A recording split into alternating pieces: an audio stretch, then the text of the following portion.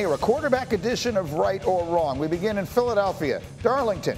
If I said Jalen Hurts is going to have his best season yet with Saquon Barkley alongside, would that be right or wrong? I'm going to say it's going to be wrong, and that's okay. Let's just get back to baseline. This doesn't have to be 2022 when you had yourself 22 touchdowns and 6 interceptions. Let's just get away from last year when you had 15 interceptions. There is a middle ground there. Just find that, but I'm going to say wrong. All right, we'll see about the Eagles. There are a lot of questions there. D. Wood, let's go to Green Bay. If I said Jordan Love can lead the Packers to the Super Bowl this year, is that right or wrong? Green, I think that's right. Listen, I know we have a small sample size with Jordan Love and how he played in the second half of last season, but he was spectacular. They have the youngest group of skill position players that are going to go into year 2 together. They're going to grow together. Don't underestimate the addition of Jeff Hafley, the new defense coordinator. I think he's going to really get that defense going to complement what they're doing on offense. A lot of eyes on Green Bay. Always a lot of eyes on Dallas. So, Danny, if I were to say Dak Prescott and the Cowboys will win a playoff game this year, would that be right or wrong? I'll say wrong. One, because right now I don't have the Cowboys as a playoff football team. And I think there's a lot on the rookies that are on this football team, maybe at left tackle, maybe at center. You know, this is a team that has 3 guys that want new contracts. CeeDee Lamb is the guy that's at least most pressing now that's not even a part of camp. So there's a lot of questions around the Dallas Cowboys right now. Yeah, there are many. And so I want to put this up here. So the other day, Dan is here and we're talking, and it was a very off the top of our heads kind of extemporaneous conversation. And he started listing, yeah, you both were on the show on the same day. We were all together Tuesday. And just sort of in conversation, Dan off the top of his head listed the 5 best quarterbacks in the NFC. And we'll just put up on the screen what he said. It was Stafford, then Jordan Love, then Brock Purdy, then Kirk Cousins, then Jared Goff. And immediately all of us said, well, how about Dak Prescott? So, again, Dan, that was an off-the-cuff conversation. Yeah. Do you believe Dak Prescott belongs on that list of the top 5 quarterbacks in the NFC? Yeah, I wouldn't change anything with the top 5, Greeny. I mean, so weird. This isn't weird. Okay, so 2 things. One, I have said this for the last 2 years. Stop asking for top 5s. This is the top 5 quarterbacks from 15 years ago. It's really top 8 now. Top 10, it's really top 15 or top 16 now. There's too many good quarterbacks in the NFL for us to just put a top 5. The only thing that I would really change, honestly, I probably would switch Jared and Kirk. Okay, and then that's the adjustment we're making. That's the adjustment we're making. Okay. Yeah. Okay. Here's my thing. I honestly don't understand how everyone's freaking out about this. If we want to be objective, I would switch Jared and Kirk. Kirk and Dak, I'd have a conversation over. Guys, Kirk Cousins, Jared Goff, and Dak Prescott. Okay, if you look at their last 34 starts, when it comes to 2 full seasons, their numbers are relatively similar. They're kind of the same guy. They're good players that have moments of really good play. And I would probably put Jared in there over Dak because I have more belief and trust in him in big games, like really big-time playoff games.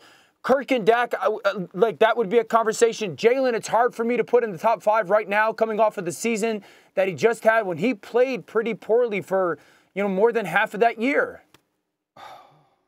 What are you taking out? I only say this because I know that Dan wouldn't mind and be transparent, but 24 hours after we have this conversation, Dan texts me and he says, by the way, you saying you take Dak over Stafford or Purdy or Goff or Love is drunk. He was still thinking about it the next day. He doesn't. I don't think Dak in the. I mean, I understand you have some hot takes at times.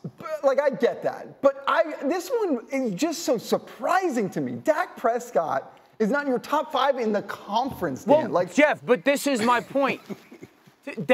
We are in a different era in the NFL nowadays. Because when you say he's not in my top 5 in the conference, he automatically, the guy stinks. And it's no, dude, this isn't 1995 when there's only 6 good quarterbacks. There's 15 good to really good quarterbacks in the NFL. I'm not putting him above Matthew. I can't put him above Jordan just the way that I think because I think Jordan's trajectory is this right now. And I watched those last 9 games. I did. Did you watch what about the last interception? You said something about having trust in big games. Terrible decision. But he is a kid. Look, I mean, if I were to, I don't know that I agree with Dan, but if I were to make a list of the 5 quarterbacks I think are going to have the best seasons coming up in the NFC, which is an entirely different conversation from who's the best. Who's the best is, you know, if we were to drop them, if we were to have a draft tomorrow and you could just pick them all regardless of context, that's who's the best. If you ask me who are going to have the best seasons, then I can see a lot of logic and a lot of these things, because look at the weapons these guys have. Look at the trajectory. I happen to be a Jordan Love believer also. We're taking it a little bit on faith that what we saw in the second half of last season will continue. I actually see those numbers. Purdy, if he loses Brandon Ayuk, we might have a different conversation. What is D Wood go?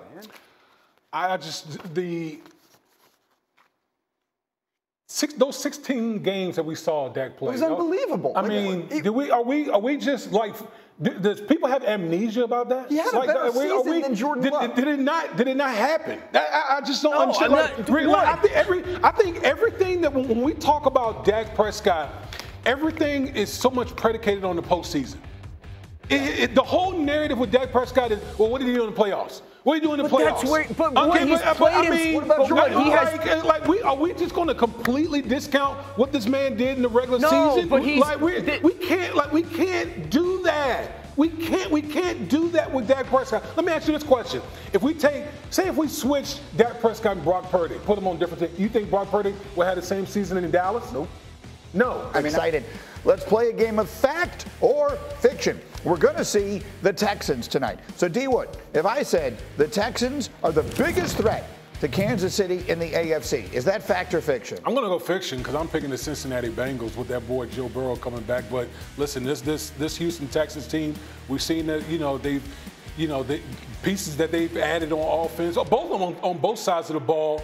But I think the AFC South as a division is going to be a lot tougher this year with that man, Anthony Richardson at Indianapolis. They're going to have something to say about it, so I'm going fiction. So you go Cincinnati. Jeff, let's talk about C.J. Stroud. We've seen a lot of quarterbacks in their second year winning MVP. Lamar did it. Patrick Mahomes did it.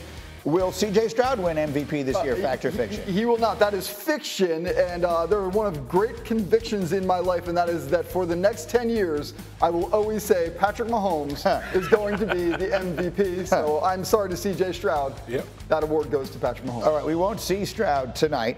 We won't see Caleb Williams either. He's the first pick, of course, in the draft for the Bears. So, Dan, if I said Caleb Williams will have the best quarterback season in Bears history this year as a rookie, would that be fact or fiction? I'm going to say fact, Greeny. And a little bit statistically, I think Caleb realistically is going to throw for over 3,500 yards. He should be over 22 touchdowns. You really want to see a 2-to-1 touchdown to interception ratio. But I think more so of, oh my gosh, we finally got it right for Bears organizationally and their fan base. But yeah, I think it's fair to say those expectations are high and he meets them. Yeah, I mean, the Bears have never had a 4,000-yard passer in their history. The closest they ever got was Eric Kramer. I was looking up the numbers. Wow. I covered that team. He threw for 3,838 yards. That's the most yards that any Bears quarterback has ever thrown for in a season. And they go back to the inception of the National Football League. Wild. Yes, they started out as the Decatur Staleys. And so, I mean, it's never happened. Sid Luckman didn't do it, and Jim McMahon didn't do it, and none of these guys have done it. But we all saw what C.J. Stroud did last year. And so Schefter, when he was here yesterday, said Caleb Williams and all rookies are going to have to deal with that now. Every quarterback now entering the league is going to be measured up against C.J. Stroud because of how he played last year. And now all these guys, Caleb Williams, Jaden Daniels, Drake May, if and when he gets called upon, any of these guys are going to be measured against a guy who set the standard last year. He elevated the bar for rookie quarterbacks. So he did. So of that, there is no question. C.J. Stroud had the best season any rookie quarterback has ever had. But I think I like this analogy. Dan Orlovsky, you're a golfer. I'm a golfer. We all love golf here. If you go out and shoot your career round, you've now set a bar for yourself. It doesn't mean you're going to reach it every single time. It does. If one time you shoot 71, the next day you go out and shoot 73, it doesn't mean you had a bad day. I guess what I'm saying is if we're going to measure every rookie quarterback solely up against the greatest season any rookie quarterback has ever had, then most of them, if not all of them, are going to wind up looking disappointing. This is a dangerous game, I think, to start playing. Dan, how do you see it? Yeah, I totally agree, because the context of the situation that rookie quarterback is in is a huge factor in how well they actually are capable of playing on top of their own talents. Greeny, for Caleb, the difference between CJ, we've talked about where they come from. I think the season for Caleb and how well he's capable of playing in comparison to CJ comes down to two things, okay? Number one, how fast he plays early on. The reason why I'm saying that is this. One of the big differences between these two players, Caleb and CJ, CJ took 25 sacks at Ohio State in 25 starts, okay? Got rid of the football, knew when to get rid of it, all that stuff. Caleb Williams took 82 sacks in 33 starts. 82. So how fast you are able to play, the speed of the game. If we've looked at rookie quarterbacks that went and played well, it was C.J. Stroud, it was Dak Prescott, Ben Roethlisberger, Matt Ryan. They all had good offensive lines. They didn't take a ton of sacks. So that's going to be the biggest determining factor in how well he plays. Number two, how he finishes. Their final 8 games are brutal in Chicago. They played Detroit twice. They played Green Bay twice. They played the 49ers in that stretch. So the expectations are high. If he's able to learn how to play faster, Greeny, Notre Dame last year, he was awful in that game. 6 sacks or 7 sacks. Utah, pretty bad. 6 or 7 sacks. When he gets sacked a lot, he plays poorly. That's not going to hold up in the NFL. So how quickly he can play, and then also can he finish like CJ did last year, then he has a chance to at least get into that conversation. You know what helps a rookie quarterback play faster?